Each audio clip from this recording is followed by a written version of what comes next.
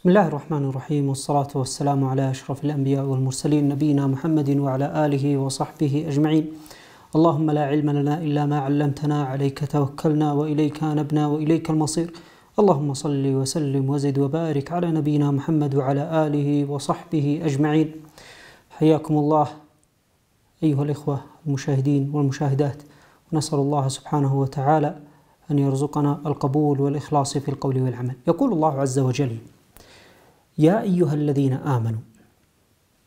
قال ابن عباس رضي الله عنه عن هذه الآية معلقا عليها: إذا سمعت يا أيها الذين آمنوا فأرع لها سمعك، فإما خير تؤمر عنه أو تؤمر به أو شر تنهى عنه.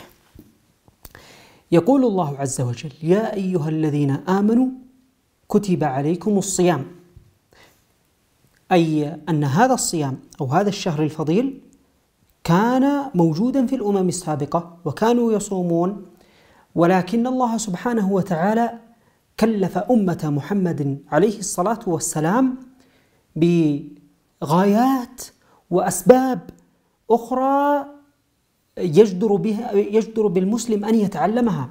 من هذه الغايات والأسباب لعلكم تتقون، كتب عليكم الصيام كما كتب على الذين من قبلكم لعلكم تتقون.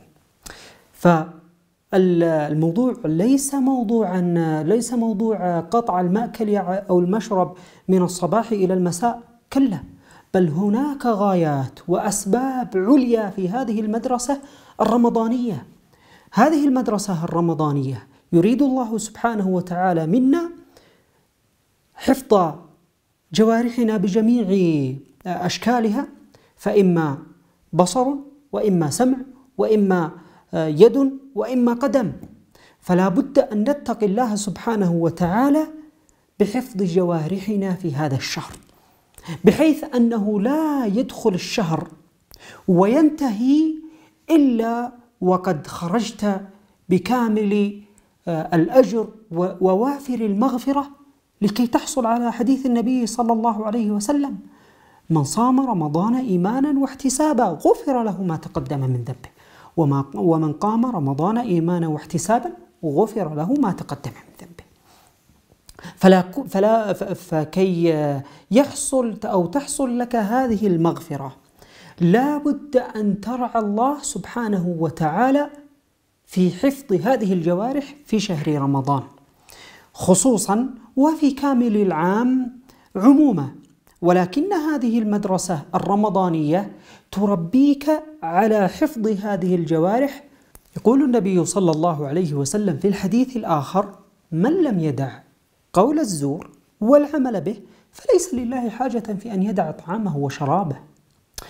فإذا ليس مقصد الله سبحانه وتعالى على عباده المؤمنين الجوع والعطش، وإنما هناك مقاصد علية وأشياء وأمور يريدها منا سبحانه وتعالى.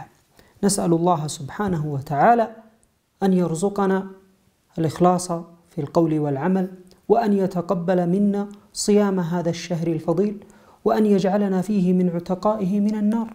اللهم اغفر لنا ما قدمنا وما أخرنا وما أسررنا وما أعلنا وما أنت أعلم به منا، أنت المقدم وأنت المؤخر، لا إله إلا أنت.